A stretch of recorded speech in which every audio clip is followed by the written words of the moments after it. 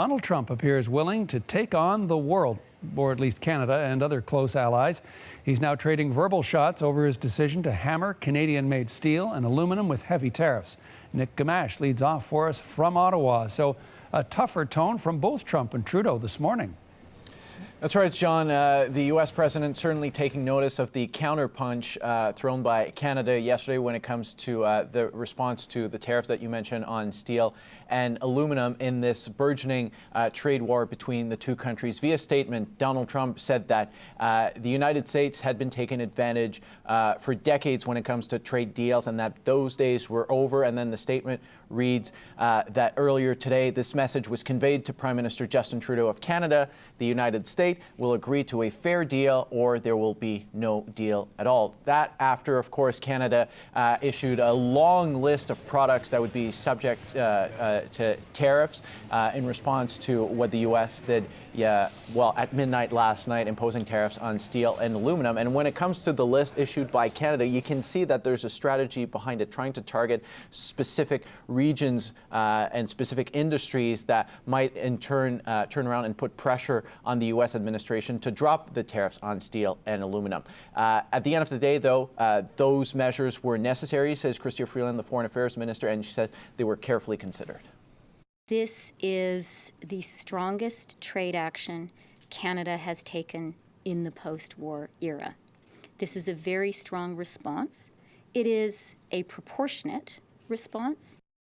So still diplomacy alive and well, as you can hear, but the tone is changing, evolving a little bit.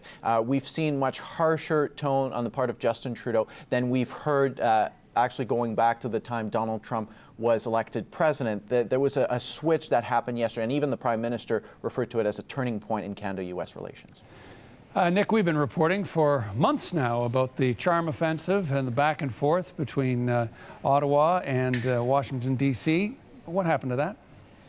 Well, it will be interesting to see if that switches from preventing something like this from happening to making sure that the tariffs go away, if there's a different kind of charm initiative that begins now on top of the tariffs that were announced yesterday that don't come into effect, remember, for a few weeks. But in terms of the NAFTA talks, that's what everyone is wondering, even if the government in Ottawa is saying, well, those issues are related. They live in the same trade world, so they are connected. If Donald Trump is connecting them, they are connected. We know that Justin Trudeau offered to Donald Trump to come and sit around the table and finalize a deal. He said there was something very close, something that would have been a win-win-win deal for everyone, and it looked likely to happen, that meeting. And then on Tuesday, the Prime Minister spoke to the Vice President, who said, well, before that happens, you need to agree to a sunset clause in the new NAFTA that would force the three countries to, every 5 years, agree to keep going with NAFTA. That's been a non-starter for Canadian officials, and the Prime Minister said, no, we're not going to do that. So where does that leave the talks now that you've got this war of tariffs happening? That's a good question. You can see this not heading for a quick resolution. Thanks for this, Nick. CBC's Nick Gamache in Ottawa. Well, the federal government isn't taking the U.S. tariffs lying down, matching them dollar for dollar with a list of American products designed to target Donald Trump's political allies. And Scott is here with that side of the story. What's Canada doing with what products? Well, it depends where you look. It's everything from ketchup to beer kegs to toilet paper, and it's on the list. And as you mentioned, it's dollar for dollar. $16.6 billion is the figure. And there's a variety of things. And some proponents are saying that this is the best executed retaliation that they've ever seen as far as trade sanctions go. So if we take a look at the tariff list, this is a partial list, of course. Cucumbers, pickles is home to Wisconsin. They're big producers there. Then that's Paul Ryan's home base. Speaker of the House. Wisconsin also has a large dairy industry, could help explain the yogurt tariff as well. Also, tariffs are designed to hit Republicans in the upcoming midterms. Republican Senate Majority Leader, for example, Mitch McConnell, is from Kentucky. That's why whiskey is on the list here. Kentucky makes a lot of bourbon, popular bourbon at that. Chocolate also produced in Pennsylvania. There's a big Hershey chocolate factory there. They also have the Scott paper factory making toilet paper.